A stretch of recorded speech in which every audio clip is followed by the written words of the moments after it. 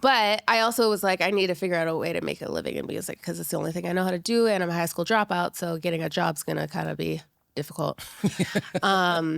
So I had like reached out to my publisher, and so he just sent me this beat, and I wrote the hook of "Love the Way You Lie" in a cafe, and because I didn't have internet in my cabin. And I think at the first demo I sent back was just like me singing into the microphone on the computer. Wow. Like the built-in mic. Wow. Yeah. And then I sent that and... Just like GarageBand record. Yeah. GarageBand. Love. Yeah, I would just bring the MP3 in to GarageBand, record some Sing over distorted shit vocals. But yeah, so Love the Way You Lie happened that way. And I sent it off, and then a month later it was the #1 song. Hello, beautiful people. Welcome to Unfamous, the podcast where we tell the untold, unfamous stories of how pop culture happens through the art of collaboration. I am sitting here with two really, really talented, also quite fashionable, chic people as well. And instead of that traditional, weird, awkward part of the podcast where I read your credits in front of you, since this is about the art of collaboration, I use this moment for you two to introduce each other to the world and brag about your collaborator to anyone who is lucky enough to be watching this episode. Amazing. Who would like to start? Oh, wow. Oh, man. I'll start. This is Elliot Taylor. Elliot Taylor. He's a country artist, but he is also the love of my life. Slay. Slay love. Love still exists as the world ends. And we met in 2016, and then we got together in 2017. And he had always been making music, but not like professionally, I guess. He would just like write songs and put them on YouTube. I think they're still out there somewhere. Don't look. Deep dive. Don't look. Deep dive. But, you know, I was always doing music, and then I would just like, he'd be picking up the guitar and just jamming out on something. And I'd be like, babe, that's actually really good. Like, can we turn that into something and pitch it, you know? And so because he came at music from such a fresh perspective. I was so used to working with people who were just so in the mix all the time. And he wasn't. He was just like, had a completely fresh, he wasn't jaded at all. Yeah. You know what I mean? And so his ideas were like really fresh. And so I started like, you know, turning his ideas into things we would pitch. Our first cut was with Train, the band Train. Yeah, of course. Yep. Drops of Jupiter. First song we ever sang together. And then actually, that's so weird because the first night that we met, we ended up jamming out and playing Drops of Jupiter. And a year later, we write a song for Train together. It's like, what? Yeah. But yeah, so then he just started getting more and more into music. And now at our house, we have 2 recording studios. And so on the 3rd floor is mine, and on the 1st floor is his. And we can work simultaneously on different projects and not bother each other. Awesome. But he is he still maintains that like fresh perspective to songwriting. And he's my favorite collaborator because I'm really shy. Like collaborating with people and doing songwriting sessions and stuff, it's really hard for me to open up. Yeah. But with him, he's always so positive, non-judgy, and gives me the best feedback. And I love bouncing things off of him. So, Elliot Taylor. Baby. Damn. That was so sweet. I love you. Wow. So yeah, when I met this angel, I was at a grocery store in the produce aisle, and I saw this floating creature, head to toe, covered in tattoos, see-through dress, long blonde hair. And I said, what the fuck is that? and I've never approached anybody like this before, but I just felt like I needed to go up to this individual. And I had no idea that you were even in music. I had no idea that you knew my best friend at the time. And I just went up to her, and she was carrying a little like seedless watermelon. And I just said, excuse me, can I carry your melon for you? Yes! And I immediately thought, well, that didn't come out right. And she looked. Or apparently it came out perfectly. Yeah. She looked up at me, made eye contact for a second, then looked down. She said, no. And I said, oh, well, I'm going to get a smoothie. Do you want a smoothie? She's like, no, I'm okay. And I just kept trying. And at that moment, my best friend came up and was like, Elliot, you found Holly, no way. And I thought, oh shit, perfect. So they know each other. And then my real name is Holly. That's why I said that, just to clarify. Fast forward like 2 hours later, we're, at my friend's house and we're all just jamming out. There's a group of like 30 people there. And Carlo was like forcing me. He was like bringing out guitars and like, get on the piano, Elliot, like play. And I started just playing Drops of Jupiter on the piano. And then I felt somebody's hand on my shoulder and she like leaned on me and started harmonizing with me. And then the rest is history. Carlo said he had one of my best friends, Carlo Madavi in Napa, he said, I've got like 30 people coming into town from all over the place. We're all going to hang out. And she was one of them. And a couple days went by and we didn't get each other's number or anything. So he slid into my DMs. Yeah. I said, Carl, what's her Instagram? And then I was like, what the fuck? Yeah. And that's how he found wow. out. That's how it, And then I slid in. Skylar Grey. A year later. Yeah. I mean, so you're sitting there playing Drops of Jupiter and then the woman who wrote Love the Way You Lie, Eminem and Rihanna, was harmonizing with you and you had no clue. No clue, yeah. We have it on film, actually. We got to track that down. Yeah, we do have that on film. Oh, you definitely have to track that down. Yeah. So when did the relationship, how long did it take for the romantic relationship to turn into a creative relationship? Or was it kind of always a part of it? It was kind of always a part of it, but like casually at first. Yeah. It wasn't, he was in like, he had a beer brand when I first met him and doing a bunch of real estate stuff. And so he wasn't like making money at music, but it was just because I was always working on music and I would always just like hear him. He can't help himself. Like he picks up a guitar, he starts playing chords and starts singing, or he'll just be wandering around singing stuff. And sometimes he's like, that's so stupid. And I'm like, no, that's really good. The one that went to train, he was just like jamming out on the guitar and was like, I'll be sipping my ties. And he's like, that's stupid. I'm like, no, that's really good. I think that's a hit.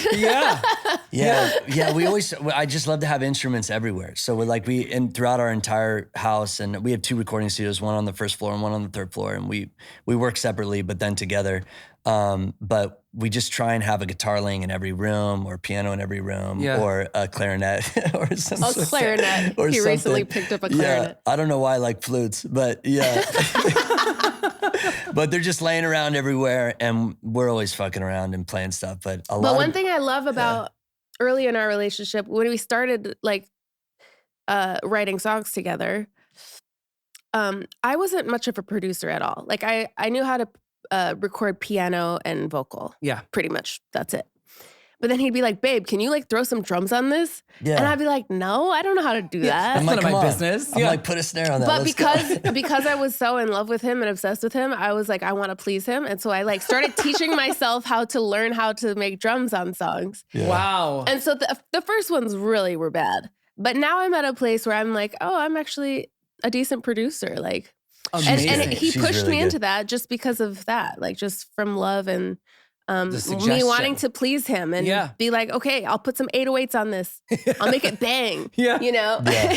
Is that how all of your early cuts and even your early artist stuff, was it always you at a piano? Was that your main safe place to write? Piano's always my safe place, But some of the earlier, like, just I guess the hits, like Love the Way You Lie, those were written to track. They were, okay, so were you sent the track? How did that process start for you?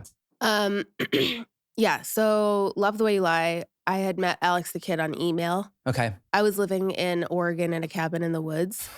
As one does. I basically quit the music industry, or not quit, but like was on hiatus. I was over it. Fair. It's really exhausting. Yeah. Yeah. But I also was like, I need to figure out a way to make a living in music because it's the only thing I know how to do. And I'm a high school dropout. So getting a job's going to kind of be difficult. So I had like reached out to my publisher and she introduced me to Alex. So he just sent me this beat and I wrote the hook of Love the Way You Lie in a cafe and like sent it because I didn't have internet in my cabin. And then I sent it back. And I think at the first demo I sent back was just like me singing into the microphone on the computer. Wow. like the built-in mic. Wow. Yeah. And then I sent that and Just like GarageBand record. yeah, Yeah. GarageBand. Love. Yeah, I would just Love. bring the MP3 in to GarageBand, Yeah. record some Sing over it. distorted shit vocals. But it's so funny how some of those end up being in the finals sometimes. 'Cause, Yeah. you know, it's There's so just shitty a that magic it's good. there that you can't. Yeah. But yeah, so Love the Way You Lie happened that way. And I sent it off and then a month later it was the #1 song. But that was Christ. that was a track. That was like the first time I had ever written to a track. See, I feel like it's so freeing to sometimes change the way you're really comfortable, right? I started at piano from 15 years old to 32. I wrote every song at piano. And the second I started writing in different ways, my life changed. Or like on Justin Bieber's Sorry, who I was lucky enough to co-write with Julia Michaels, like she hated writing to track. For that situation, to write for Bieber on that album, you had to write to track. Yeah. So we had no choice but to change the way she normally works. And it obviously changed our life. So Sometimes it's like, Different I used to complain perspective. about writing to track because I didn't have enough control Mhm. to like change the chords or whatever. Yeah. But then you realize there's something special about the limitations it gives you where you have to work with it. Yeah. And you have to work it within those limitations. And so it's like a different challenge and it makes you do things you wouldn't normally do. Yeah. And pulls you outside of your comfort zone and it can actually be really beneficial. And freeing. Yeah. How did you, when you started playing, was it always guitar around or what was your I mean, I was always harmonizing and just singing around. I was just inventing melodies constantly in my head. And I just, whatever I was doing. But guitar mostly. And then, I mean, I'm not trained at all on guitar or piano or anything, but I play all of them. Yeah. And so I just explore and find the notes that I'm looking for and find the things that could fill the harmonies or fill the pockets. And then I just build it from there. But you like writing to track or like song starts I love where writing it's just to like track. a guitar riff or I do. Yeah. But I'm really specific. I can't hear anything until like I like to have the mic on, like in the headphones, ready to rock. Cause I'm like my first hit on anything is usually my favorite. Yep. So when people are like, check this track out, I'm like, no, don't play it for me yet. Wait till it's recording. let me just Wait like till the mic's on. have a mic on so we can just flow out the gate. Yeah, but I am still so terrified of freestyling. Yeah. So when I meet people or get to write with people who just like, no, I don't want to hear anything until I'm recording and freestyle and see what happens. That to me, that's like a whole other alien superpower that I do not possess. And I don't think there's a way to learn it. It's just like you either are comfortable freestyling or you're not. And I just can't. I'll try it, but I hate it every time. I feel like it's, if you were alone doing that, but if you're around other people, you feel like a little bit more nervous about doing that in front of people. Yeah, I haven't written a song alone.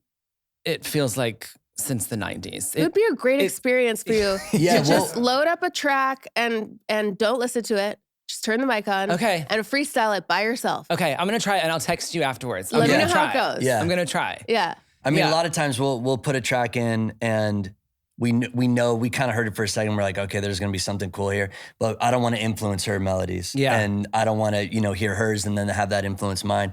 So we'll separate and I'll do a couple passes. She'll go have a cocktail and we'll swap. Yeah. He'll go in the studio, pull up the track, do a bunch of freestyle passes. And then he's like, okay, your turn. Yeah. And then I go in the studio, he leaves.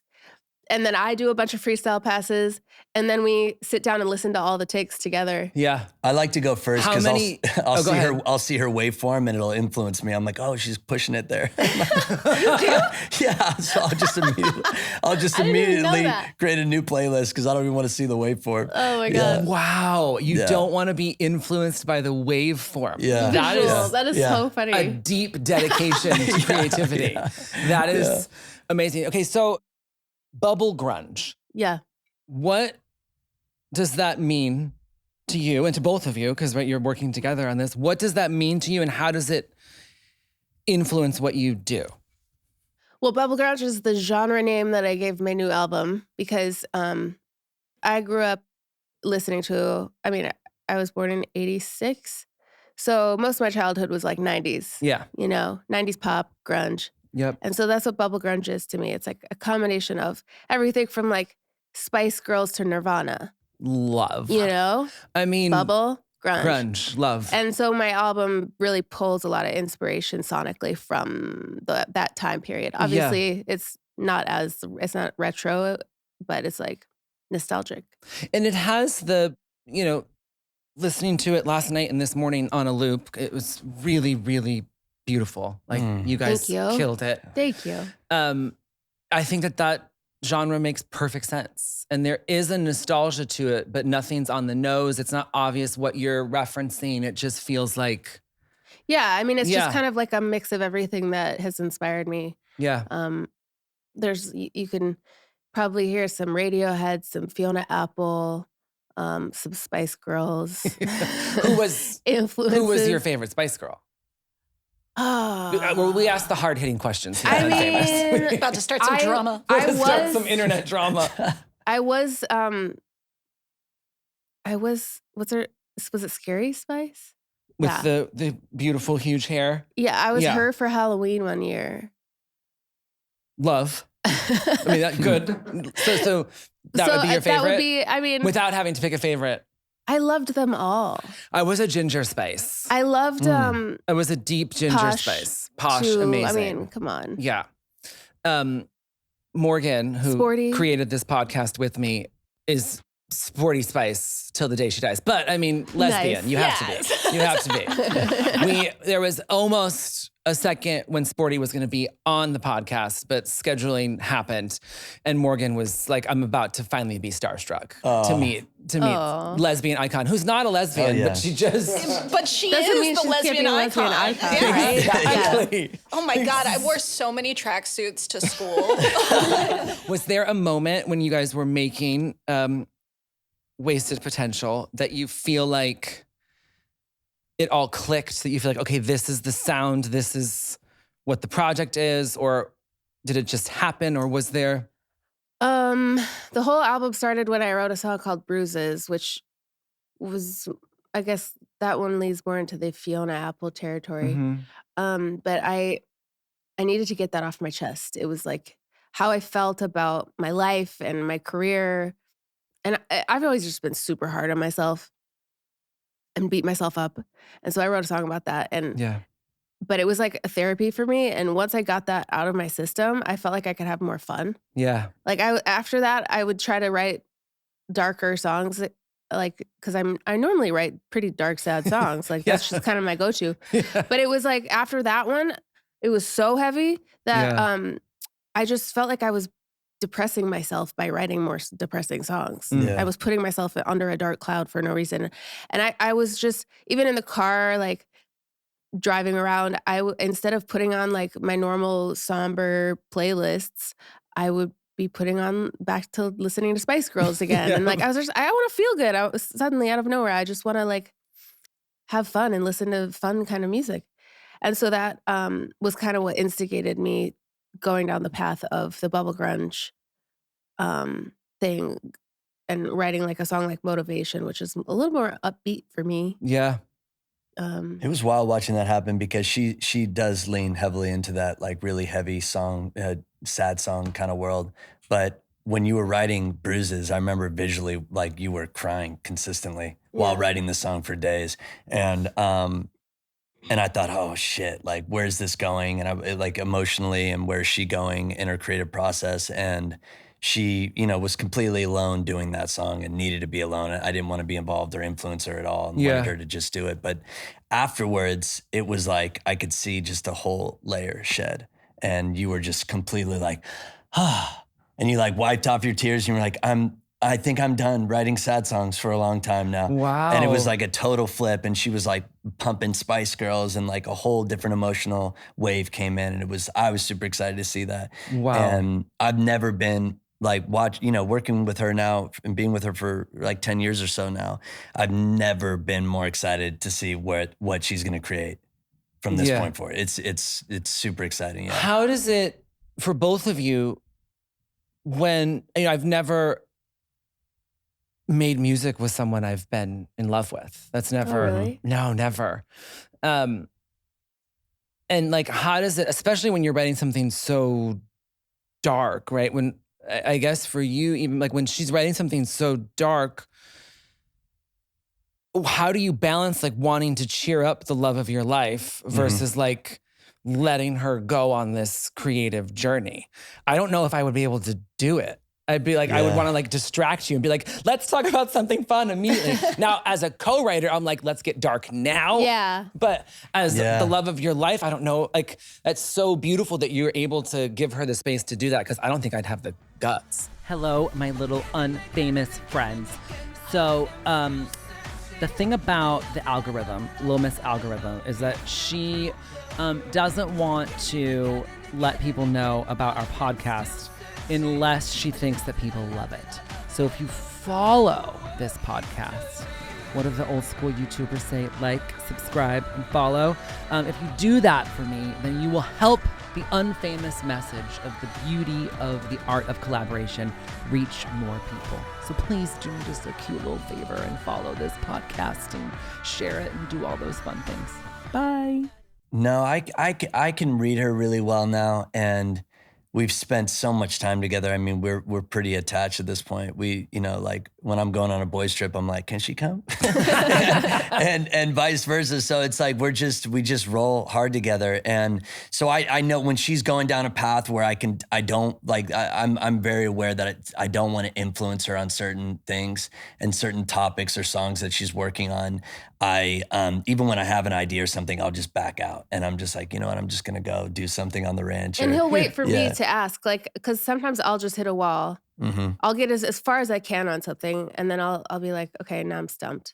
And that's when I take it to him. Yeah. Cool. And then she'll bounce on me a lot. Yeah. Yeah. I try to do as much as I can by myself to get it, you know, as much out without any influence. Yeah. And then when I hit a wall, I'm like, okay, babe, I need help with this. Yeah. Yeah. You know? No, it's wild. I mean, the creative process is so emotional. Yeah. And you go through waves of I suck to this is the best thing I've ever done. And that's constantly, right? So very up and down, highs and lows. I've noticed now at this point, because of the wave, that whenever we're in a really low point, I get really excited. So when she's like, I fucking suck, I think I'm gonna quit, I'm like, oh fuck, we're on the precipice. I'm like, we're about to have the greatest art coming out, because that's when I know she's like, when that was temporary. Yeah, when she's ready to throw the towel in, I'm just like, all right, just let her like crash. And I just know, like, I don't try and stop. In the early on, I was like, no, you can't quit. Like, are you fucking crazy? Like, I'll go. I was trying to like pull her back aggressively. I'm such a positive person. I was like, I didn't want her to feel that way or to go down that dark road. Yeah. But now I know that that's just a part of the journey. My process. And like, you can't have, happiness without experiencing sadness and darkness. And that's the whole balance of light and dark in the world. And so whenever things are really rough, it's a trigger now or flag for me when shit's going really fucking sideways. I'm like, things are about to be epic. And so just kind of like... He's the most optimistic person in the world, though, too. Yeah, when it's just raining and storming and like bills are stacking up, or it's all fucked. Things are about to be great. There's a lawsuit. I'm like, well, shit's about to turn up. Like, all right. Yeah, and I just kind of see that as like a positive flag now. So whenever anything's going dark with her and she's going down a darker road, I'm like, this is great. I'm like, at some point, this is gonna flip in a really positive way. It always does. Yeah. It always does. So. That's right. Literally why I wrote the song Temporary for Eminem. I had like writer's block for like a year or something. And I was just beating my head against the wall trying to write songs. And this one day I was like, fuck it, I am gonna write a fucking song today. Like, whatever it takes. Yeah. And so I went through all my voice notes. I went through all my Dropbox folders, all my ideas, all my Pro Tools sessions, all my lyric notes, and I didn't find one fucking thing that I liked. Yeah, she was quitting that day. And I started crying. I was like, I fucking quit. I suck. I can't write songs. It's like not in me anymore. Yeah. And he was like, wait, babe, you recorded an idea on my phone the other day. And I was like, I did? And it was just a piano riff that I had recorded on his phone. He's like, yeah, let me text it to you. So he texted me this piano riff, and I was like, oh, actually, it's pretty good. You kind of slayed on that one. Yeah. And then I brought it into Pro Tools, and within 15 minutes, the hook of Temporary was done. Wow. And And I wrote the lyric about what I was going through. Yeah. About that feeling of this is temporary. Because I do recognize that anytime I'm in that dark place, I always come out of it eventually. There's always a light at the end of it all. But so I wrote temporary about that. Like, this is a temporary darkness, you know? Wow. Yeah, and the voice note it stayed in the track, like the actual the piano iPhone in recording the is final the piano track. The piano from his phone. Yeah. Wow. Yeah, it's super cool. Okay, so when you're writing these things that feel super personal, whether it's for your artist project or it's gonna end up being sung by whoever, how does it feel when things that are so personal become really public? And I don't ask this in like a way that like lots of people ask that. I ask in the sense, once I started writing songs for other people to sing, they really have not been about my life at all. For better or worse, but that's just how it's worked out for me. But it seems like so much of what you write is so personal. It always is. Yeah. And then you've written so many massive songs that like, how does it feel when something so personal is given to literally the entire world? I don't know. I mean, I think it makes it validate my experience or my feeling that I had it. And, you know, like whatever darkness I went through, I'm like, okay, I'm glad I went through it because I wouldn't have written this song. Yeah. And I wouldn't have had, you know, I think it's great. Do you, when you hear your songs out in the world, whether it's a grocery store, an Uber, whatever, does it bring you back to what you were going through that made you write it? Or does it just become something else? That's a good question.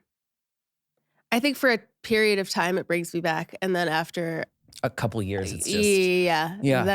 Then it doesn't. How does it feel to be like in the grocery store and brought back to some fucked up moment in your life? I guess it does. Now that it's like a I'm nostalgia kickback. Yeah, for sure. If I hear a song of mine playing randomly, it just take me back in time. Yeah. I have a quick little flashback.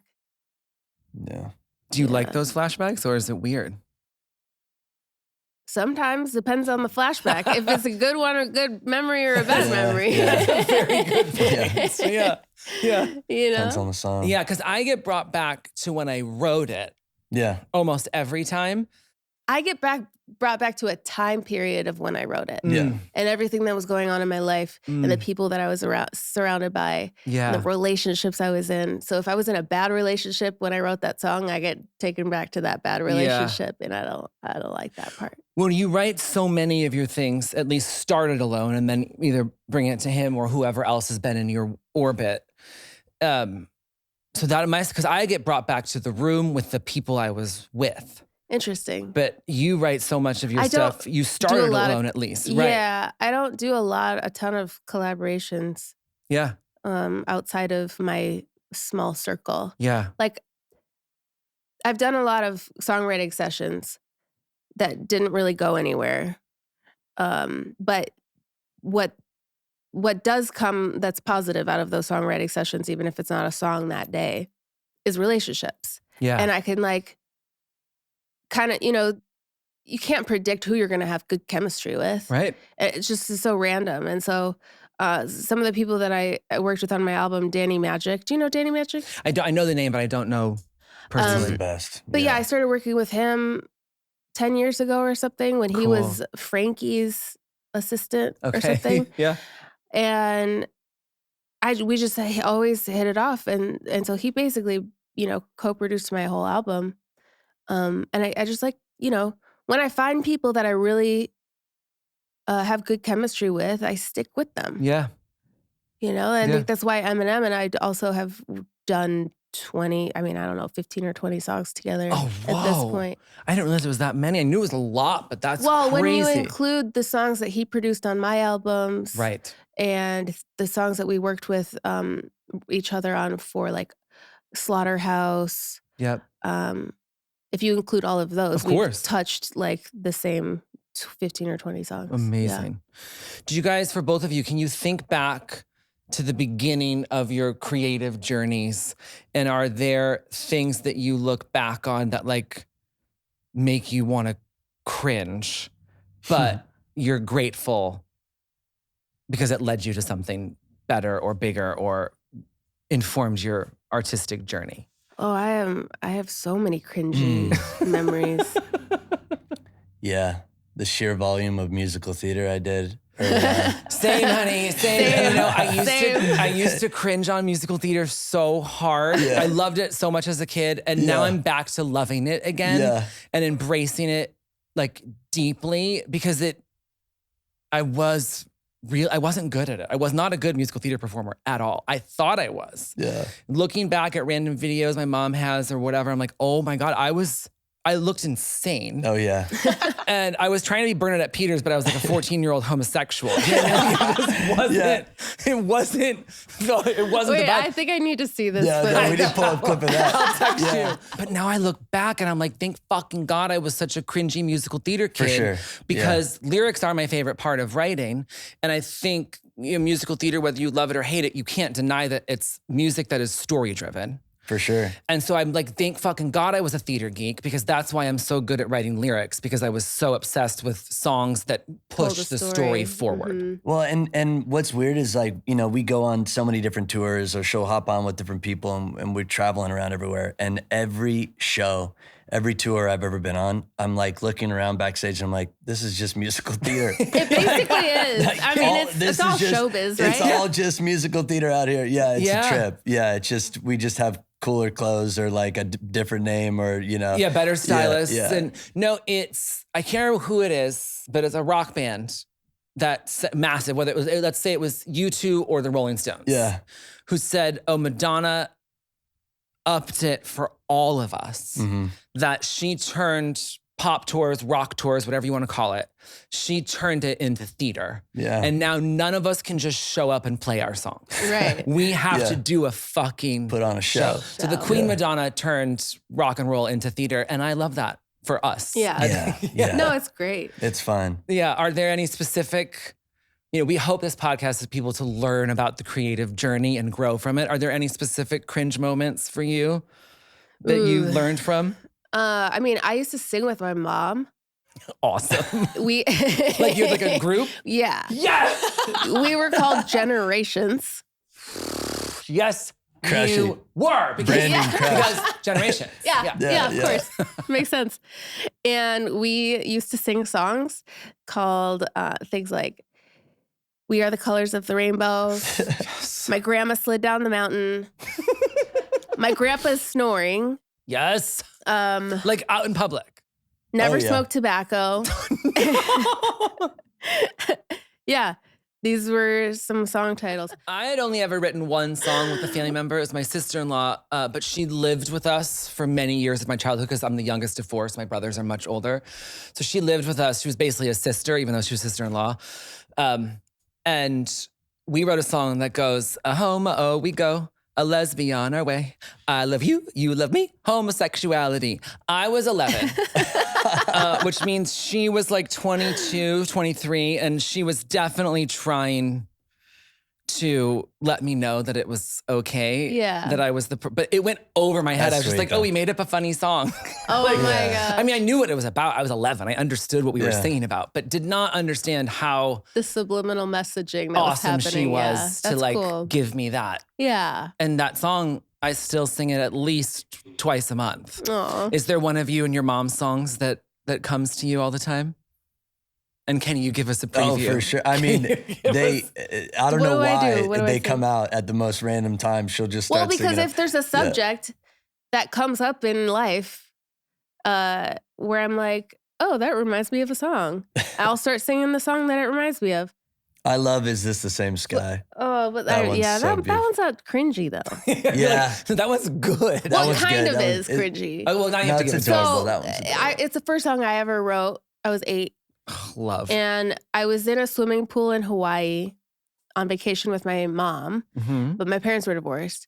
And so I was in the swimming pool looking up at the moon, and I wondered if my dad could see the same moon Oh, that I was looking at, gosh. him being back in Wisconsin.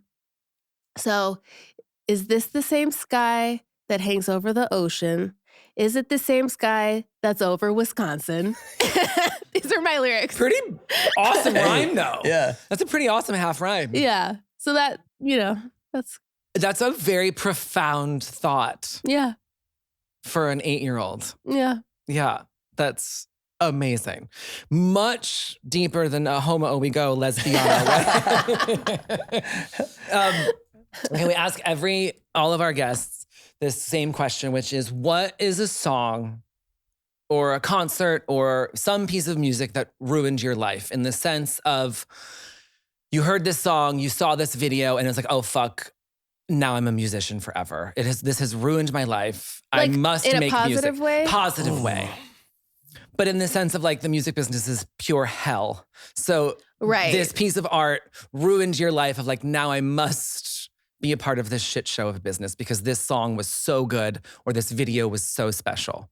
Holy shit, that's a hard question because I started making music so young that I don't even have memories of getting into the music industry. Yeah.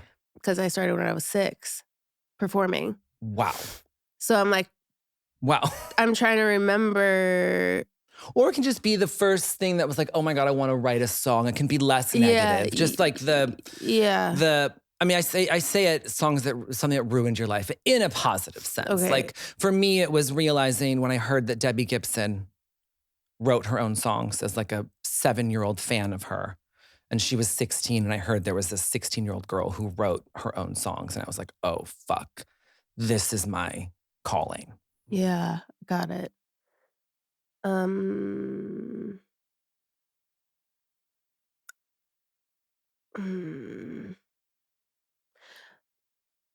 have to say, for me, probably when I first heard Stan, Eminem and Dido. Wow. I heard that in the Uber last night, and I literally said, I don't think I've heard this song in so 15 long, yeah. years. Timeless. Yeah. But what it struck me.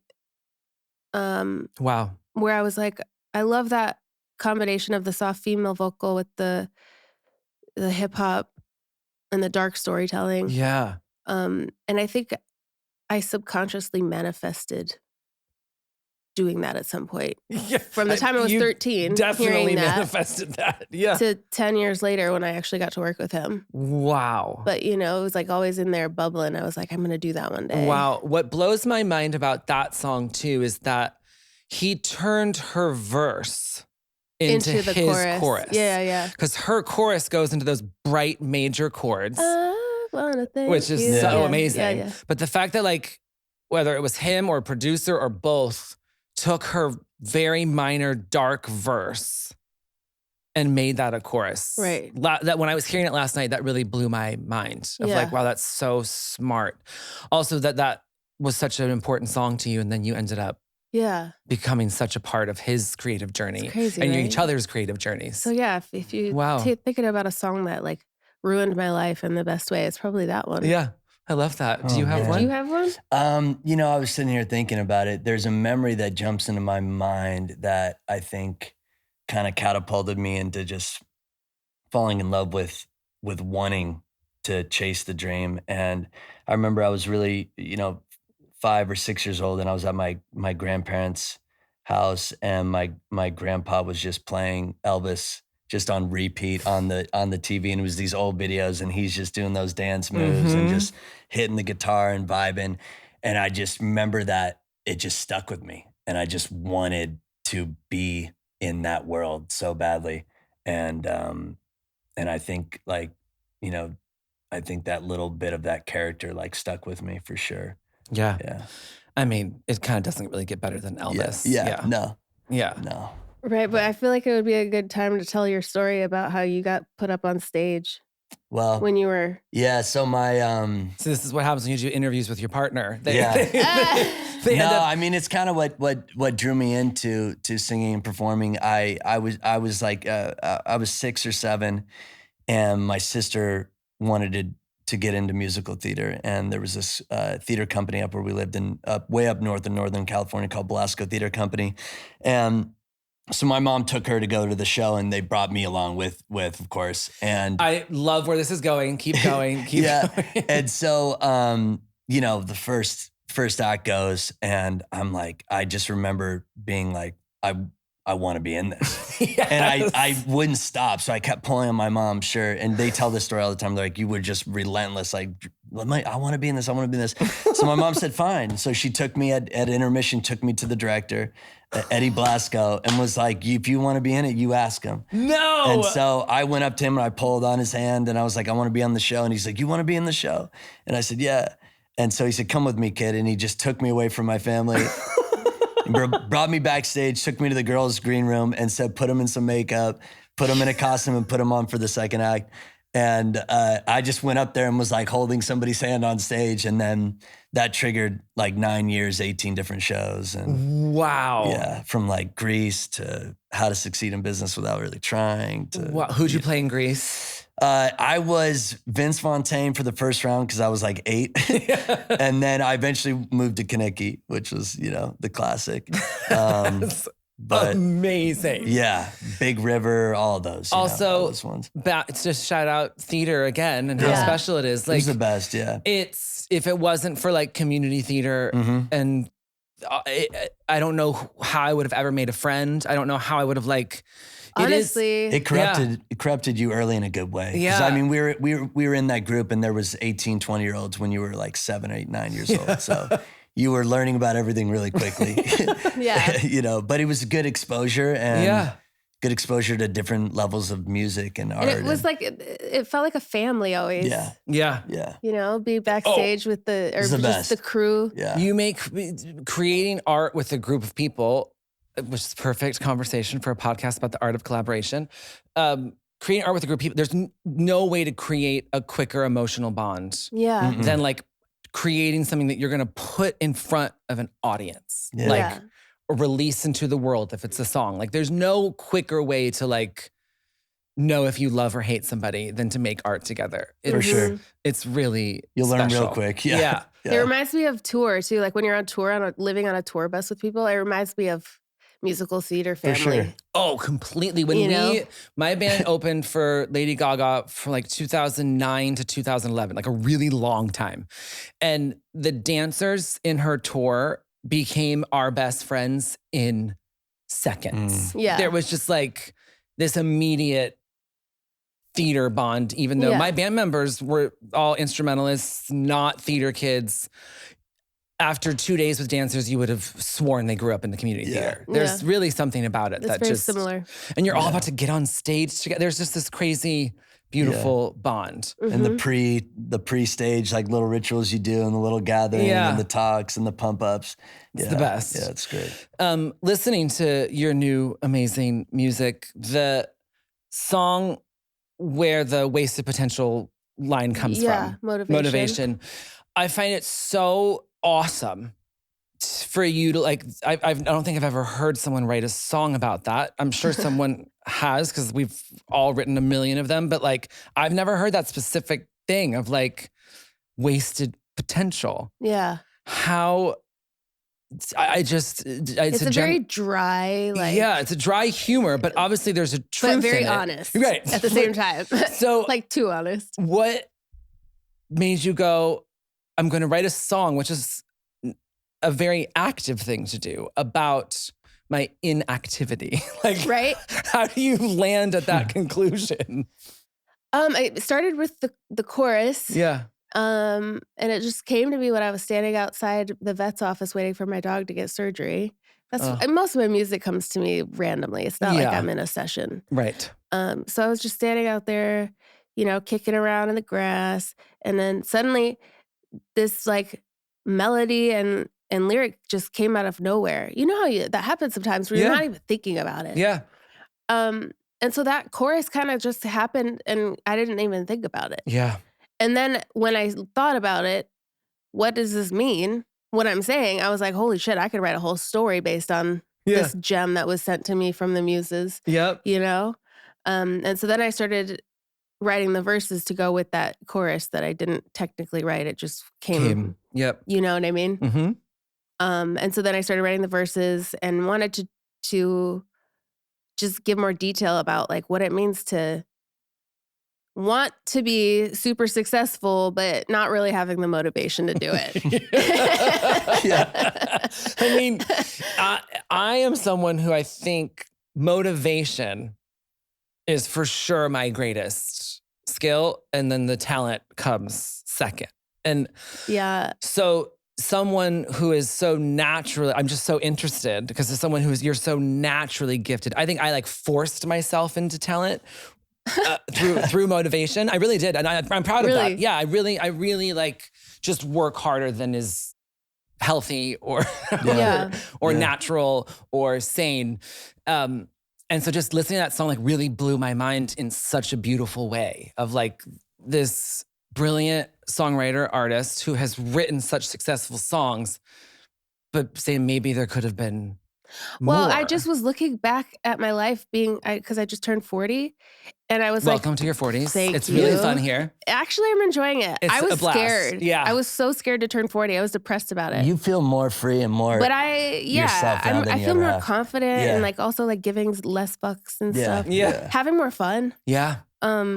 But you know, when I was about to turn 40, I started getting a little depressed and I was like, man, I wish I would have made it a lot farther in my career than I thought I would have when I was younger and like looking into my future and my chasing my dreams. I thought I'd be somewhere else, like beyond where I'm at. And so I was like thinking about it. And I'm like, what went wrong? Like, what did I do wrong? And then I realized everything that went wrong was completely my fault. But that is such a powerful realization. Yeah. And so then I was just like, oh, fuck it. Like, is what it is. And I just wrote a song about all of the things that I basically have done wrong, like missing opportunities because I was being lazy or just like not wanting to go on tour because I want to stay home and it's nice to be home. Yeah. You know, Yeah. just stuff like that. So I like listed out all of that stuff. And then, you know, RIP to my wasted potential was a lyric in that. And then I was like, oh, that's a great album title, Yeah. you know? It's an amazing album title. Okay, so then how does it, while writing that song and thinking about all those thoughts, like how does wasted potential make you, what does that make you feel? Does that feel like, oh, fuck, I fucked this up? Or like, no, this was No, because I have to accept it. I mean, Yeah. it is what it is. Like I said, like I have to accept the fact that that's what happened. And I dropped the ball here and there. And I did do a lot of great things too. So I am proud. Did unbelievable shit. And you have such a cool life. You don't live in LA. You're not doing 1 million sessions a day to try to like achieve something that someone else decided is success. Like, right. I'm in so many ways so jealous of your journey that I wish I could I like think about fucking that chill. sometimes too, because I'm just like, I could have gone down the road. Like say I did have all that motivation and decided to stay in LA and do all the sessions that I hated and like push it and got to the place where I felt like the level of success that I expected or wanted when I was younger. What would that even look like? Yeah. And then I'm like looking at my life now and I'm like, I live in Napa Valley with the love of my life on a ranch. We have a vineyard. We literally like wake up and feed animals and hang out and make music in our recording studios and eat the best food in the fucking world. And like, it's honestly a dream, but it's not the dream that I had planned for myself when I was little. Right. And because I didn't even know that was an option or that reality existed out there. Yeah. So now when I think about it, I'm like, wait a second. It's actually pretty fucking good. Like what we got going on, I am super proud and stoked. Yeah. I'd rather be doing that than living in, LA and. But it's a common theme with people who are really talented and successful to not feel like they've like made it yet, or to always want more, to always feel like they dropped the ball. 100%. I mean, if you have that hunger, that's why you're successful or why you're pushing farther. I think it's like totally normal to be hungry all the time and to feel like you've missed out, and that triggers you to want to do more and to want to keep pushing. I mean, I think if you're like, I did it, then you kind of fall off. Yeah. you stop. Yeah. Yeah, exactly. That's why you see people with like 9 number 1 albums, they want 10. It's like they never feel like they can get there. Never and enough. that kind of like, it's if you can find a way to just be okay with living in that hunger, then, you'll keep going. Absolutely. Yeah. I love the way you phrase that. If you can find a way to be okay with living in that hunger. Yeah. And I found ways to sort of reshape my hunger. Like I'm really, I want to keep having hits, but I want them to be songs that I'm deeply proud of. Yeah. Being lucky enough to co-write Chappell's Good Luck Babe and have a hit that I'm so deeply proud of, musically, emotionally, lyrically, what it means socially, has really changed of like, okay, I just don't need every random hit anymore. I want things that I can go, yeah, I fucking wrote that. Yeah. And but you're right, the hunger's never gonna go away. It's never, yeah. But it's like, how can I reshape the hunger to be a little bit healthier? Yeah. Or keep myself challenged? Yeah. What interested you in being, is it an AI voice companion? Is that the... Yeah, so it's a little doll. It's a Fears. It's a deer. It's like a baby deer, so it's a fawn. And I was asked to be the voice of it. So it's basically like Siri on your iPhone, but instead of a phone, it's a little stuffed animal that talks and wiggles its ears. And it's embedded with like AI, so kind of like a chat GPT or something. So you talk to it and it, you know, it has like a mind of its own, basically. Wow. But it's my voice. And I thought it was just, I mean, AI in general to me, I know it's controversial as fuck. Of course. Yeah, that's why I think it's interesting, like, we have to talk about it. We have to. Yeah. And I think there obviously like needs to be laws put in place to protect people and all that stuff. And I think that that's happening. People are working on that. But I also see it as another tool, you know? How do, for the deer, is it a deer you said? Yeah. That's so cute. Fawn. For a fawn, how did you like go and record a bunch of your speaking voice or they just used your voice? I did 10 hours of like vocal training. So basically I would just read scripts, lines for 10 hours. Obviously not all at once. It was like an hour a day. Wow. And then you train it. So fucking crazy. Yeah. So crazy. I just thought it was really interesting. And also just what drew me to that project specifically is like when I was a kid, I felt kind of like a loner. I didn't really feel like I could talk to anyone about anything serious. Yeah. You know? And I found even now, like I feel more free to talk to like ChatGPT than a human being sometimes. Yeah. If it's something that's like really scary to talk about. And so I think giving people this opportunity to have something to like get their feelings out and talk to something is a positive thing. Okay, to end every episode, we play a game called Gag or Drag. Gag means you love it. Like, gag, amazing. Drag means you hate it. Drag, I don't want it. Welcome to Gay Lingo 101, okay? Wait, say that gag again. is you love it. Gag is you love it. Gag is you love it? Gag yeah, is love. and it's like I hate it? It's become, exactly, but it's become a positive. So right, gag is, I love it. Oh my God, your outfit's so amazing. I'm gagging, yes. And you hate something, ew, drag it, it's terrible. Gag or drag, reference tracks leaking, demos leaking. Drag, right? Yeah, for sure. Yeah. I always feel like it's always so, especially songs that you write for other people, then like the comments just get so fucking weird and nasty and fighting over who was better, the demos, like the writer or the artist. Yeah, it's a drag for me.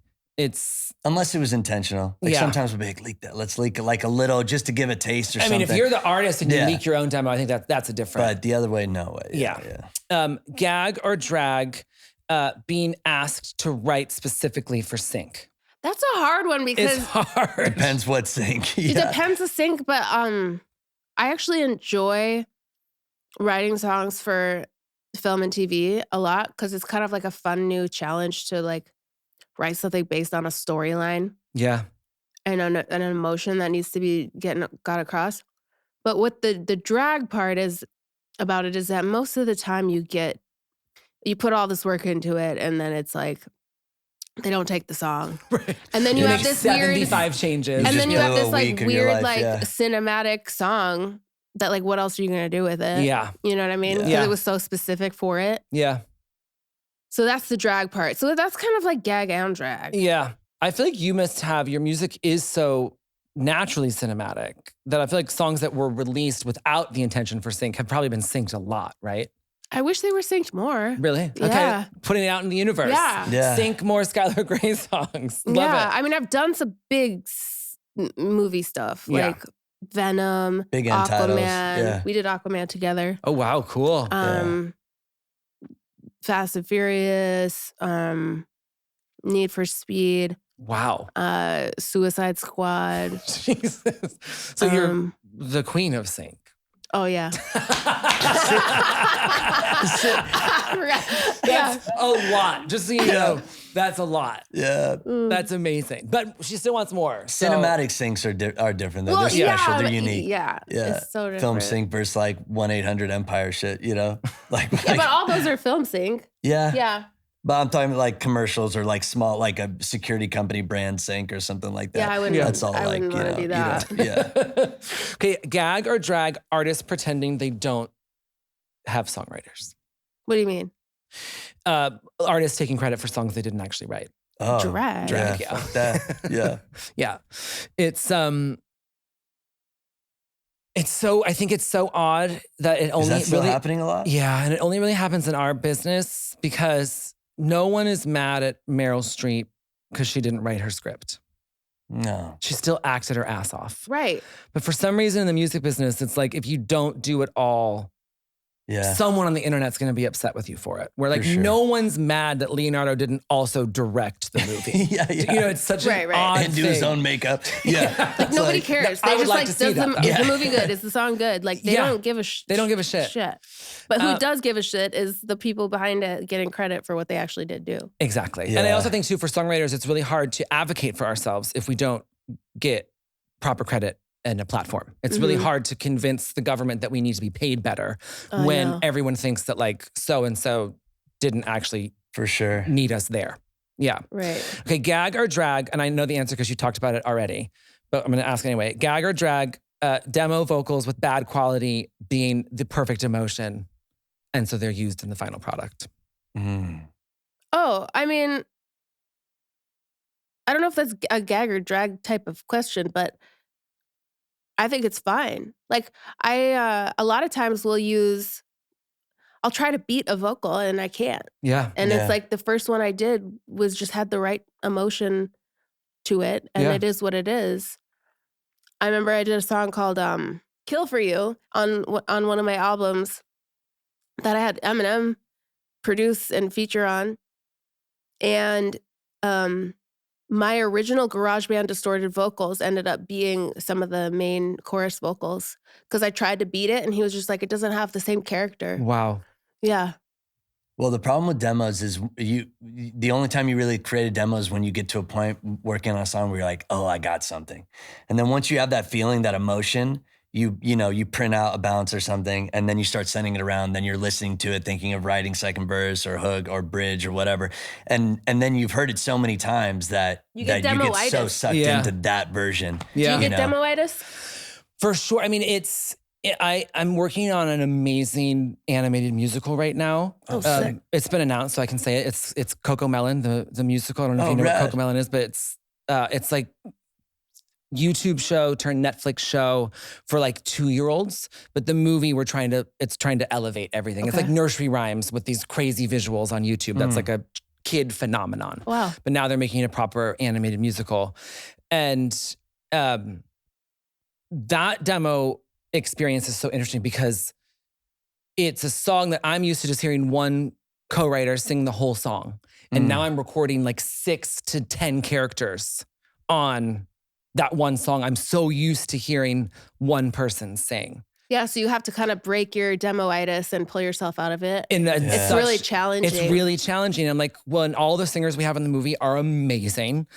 But it's like, I've been listening to this now for 7 months, if not longer. Some of the songs I've been listening to for a year with one person singing. And now all of a sudden I have to understand how to emotionally navigate 10 people singing. That's crazy. That would be It's- so challenging.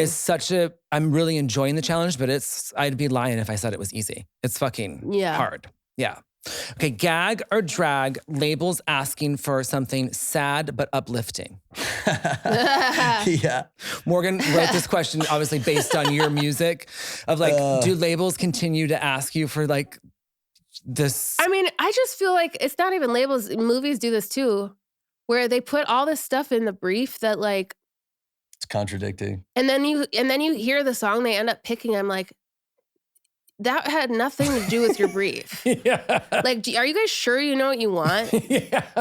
You know what I mean? Yeah. That happens all the time. Every brief we have to get on the phone and like go through it with them. Yeah. Yeah, I always feel There's like, no way to and I think just it's actually take it. great advice for people watching who are trying to do this amazing, insane job of like Insane. getting on the phone Mm-hmm. and trying to, people who aren't fellow musicians, like really trying to break down what do is it that you you're want? asking from me? Yeah. Because music is a language. And if you don't speak our language, it's so hard. We're speaking two different languages, right? Yeah. Yeah. And so I think that getting on the phone is actually amazing advice. And a lot of Yeah. times they'll say something on that call that could be the hook line or that little one Yeah. word that, you know, title track or whatever Yeah. that you'll use. And then you're like, oh, I get what you're Yeah. actually now I mean get now. it. Yeah. I can understand it in my language. Well, and you know, a lot of times those directions come from people who are really talented at a lot of things as it pertains to business. Morgan's background is in marketing, so that's where. Yeah. Yeah. And I've worked with like a lot of like conglomerates. And so a lot of these notes for creatives come from people who are so talented at a lot of things, but they are not the creatives. So Yeah. they're giving creative directions to creative people. And I think the people who end up collaborating the best in that situation are the people who are willing to say like, okay, this is a starting point. I don't really know how to express like emotionally what we need, creatively what we need. Here's the start, but then give it to the creative people to let them take the reins and like dig out those emotions and really drive the creativity. And then it goes to shit when they start to micromanage Yeah. Yeah. and just like helicopter parent like the whole Yeah. thing. So Yeah. it's always funny to get those notes from those people because like at the start, it's just like, what? And then you as the creative have to completely decipher it and break it down and Yeah. be like, this is actually what you need. Yeah. Yeah. Yeah. People who don't understand the art form trying to micromanage it is really. It's a struggle. It's a really struggle. What do you do in struggling situations? How do you get through it?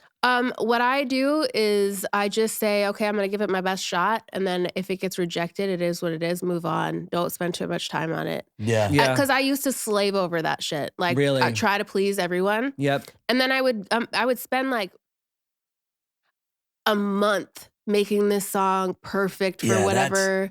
I remember I did that. I wrote a song for the Cinderella movie that they had it on hold for a month, and they were sending it back to me, micromanaging, tweaking, change this, speed it up, add guitars, do this. And then at the end of the day, they ended up not using it. Right. And I'm like, I could have written so many songs Right. in that time period Yep. that like would have actually done something. And now Yep. I have this crazy musical theater Cinderella song that like I am never going to use for Yeah. any fucking thing else. Yeah. And I just feel like I wasted a month of my life on Yeah. it.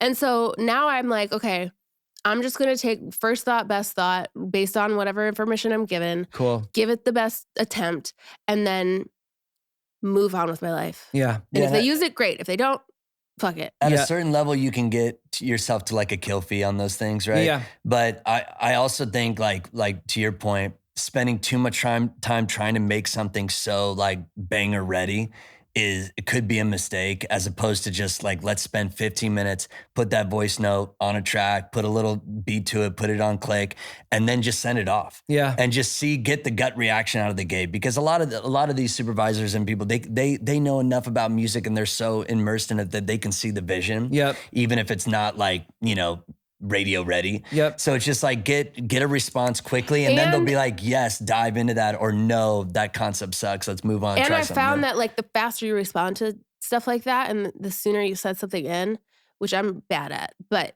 if I was giving advice, Yeah. the sooner you send something in, the sooner you have a chance to make them fall in love with that. And then they can't, everything else they hear after that point, they're like, oh, I still Doesn't am live going up. back to this one that I fell in love with first. Yeah. You That's know? great advice. Yeah. That's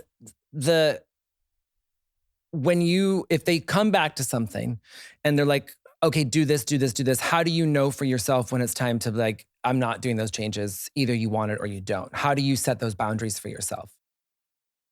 At this point, I will just be like, I'm going to hand this off to somebody else to do these Yeah, changes. get it to a producer and cool. let them run it. Yeah. Mm-hmm. And let them, I mean, that's actually really smart So I don't advice. have to spend more of my time on it. Right. You wrote the heart of it. I did the most, yeah. Yep. I love that. Obviously, if there's like a lyric change or something like that. Of course. But if it's production changes, Yep. I hand it off. Cool. To wrap it up, what piece of advice about the art of collaboration, or what skill about the art of collaboration do you wish you would have learned sooner that maybe you can give to somebody else to learn right now? I mean, for me, it's always been a struggle to collaborate with new people in the room because I'm so shy. Mm-hmm. And you just have to be not afraid to just fucking be stupid and say stupid shit, sing stupid lines, sing bad melodies. You have to be willing in collaboration to just like, just send it. Yeah. It's almost like I took like an acting improv class once, and that was so good for me because it got Really? me out of my shell in environments where I was uncomfortable. Yeah. To just like be like, I'm not afraid to be come across so stupid and cringe right now. Yeah. That to me, I wish I had learned earlier. Did you take that improv class just to try something, or was it hoping to like enhance your musical creativity? I wanted to act. Cool. There was a time period where I was like interested in that and adding that to my, actually I did get just cast in a movie for the first time. First movie. Let's go. But, amazing. Yeah. But then when I started taking that class, I realized that it was just good for me in general. Yeah. To get more out of my shell, even in conversation with people and in music and collaboration. Just being such an introvert, it was like a challenge and a really healthy thing for me to do. Obviously now you're in a movie, so the acting classes are moving towards that specific art form. But I really love the idea of pushing ourselves into other art forms, even to inform our main art form. Yep. I think that's actually probably very, it's never going to come out, but I just like started writing a book, like fiction, not like a memoir or anything, just because I wanted to do something, an art form that wasn't a job. Just like have fun at something else. And I find it already informing my songwriting. Already. For sure. Yeah. I think when I first started going to a bunch of sessions, I remember just like the kind of standard play was everybody would meet up at the studio. You walk into the studio and it's like kind of dark and everybody's like, hi, hey, what's up? And everybody's trying to play it cool and shit. And then it's like, who's going to pick up the instrument first or who's going to play some stuff? And I think it's just like so like cold going into that way. And so I like to just try and do something completely not music related first. So like when we have people come up to like work with us at the ranch, we'll go like, hey, like, let's just go ride some ATVs. Let's go kick it for a minute. Go shoot some guns at the shooting range. Like do something different, play with some animals, just learn about each other and kick it. Yeah. And that'll start to warm each other up and start talking about things you love, songs you love, other stuff, and then start talking about the project outside of the studio. Yeah. And then let's roll in. And that point, you're warmed up. You're all kind of know each other. You're homies at that point. Yeah. And it allows you to kind of break down those walls. And I feel like your positivity must be such a... He's the best icebreaker for me. Yeah. That's another thing, because he's more extroverted than me, way more. And he's so positive and so friendly. And I've learned a lot from him in that regard. I've become way friendlier since knowing him. No, we're a balance. She's like, when you see those storm clouds and then the rays coming through, it's He's like the rays of light. I'm the storm clouds. But we work together. I like to bring him to every session I do now because he's such a great icebreaker and he makes everybody feel comfortable, including me in the room. Yeah. No, I think positivity is such an important part of getting a piece of art across the finish line. Well, and someone has to cheerlead and because through the whole people process. In this industry, artists, they were so sensitive. Right. And we always need to know if what we're doing is good. Somebody needs to be like, that's fucking great. Because if nobody's saying that in the room, you're like, does this suck? Do I suck? You're always thinking about it. And he's so positive. He's like, yeah, fuck yeah, that's great. And he's pumping everybody up. Yes, I play that role too. I need that. Yeah. And I say I play that role, but I actually mean it. Yeah, no, I keep it real. I'm like, no, let's run it again. Yeah. I love to get excited. I think it's so fun. But even with stuff that's good, a lot of times people don't say that it's good. They don't speak up. Yes. And so then you're just questioning it the whole time. We invented this thing called Moment Awards. where, you know, because Yeah. it's like everybody works towards like a Grammy or like a diamond, or like you're all working towards these like awards that other people give you. But the best fucking moment is when, and it could be just a freestyle riff or a chord progression with a melody. And Or a line, a you know lyric. when it happens, when you're like, oh, we got it. Yep. And It's like it's a not even magical done. It's not feeling. even produced out. It's not even written. It's not even, the line might not even be there, but you're like, we fucking got it. And when you take off running down the house or like sliding down, and you just know, and at that moment, we're like, we won. We already won. Yeah. And you take that Award. mindset. And so what we used to like, we don't really do this anymore, but we say it. But we used to like, anytime there was like a moment like that, we would write it down on a little Post-it. Yeah. And be Put like, it on the wall. We're like, The that's moment it. when we came up with the line X, Y, and Z, that was a moment award. We Cool. got this Yeah. like high from that moment. And you could fill your house with moment awards, bro. You're I balling. love Yeah. that. That's definitely the best way to end the episode. That is great fucking advice. Is celebrate the those moment. little Yeah. The moments. creative moment. creative moment. Yeah. That's the award that really Well, it's matters. a chain reaction. So if you're celebrating small wins, the universe is like, oh, you're winning, so let me just keep feeding you bigger wins Love. and different wins, and it just triggers success. And you're feeding yourself Yeah. towards the bigger win because Yeah. you're celebrating the little Good wins. vibration. Yep. Oh, and also, but a creative win is actually the huge win. That's the Right. biggest one. Because that's without why that, you we can't- do it, That's the right? one that There's- matters. There's no fucking chart if you don't Yeah. get that creative moment award. Yeah. I love it. Amazing. Thank you both Thank you. so Thank much. you. That Thanks was for so having fun. us. Much love. Watch Unfamous on Spotify. Subscribe for no ads. I'll see you there.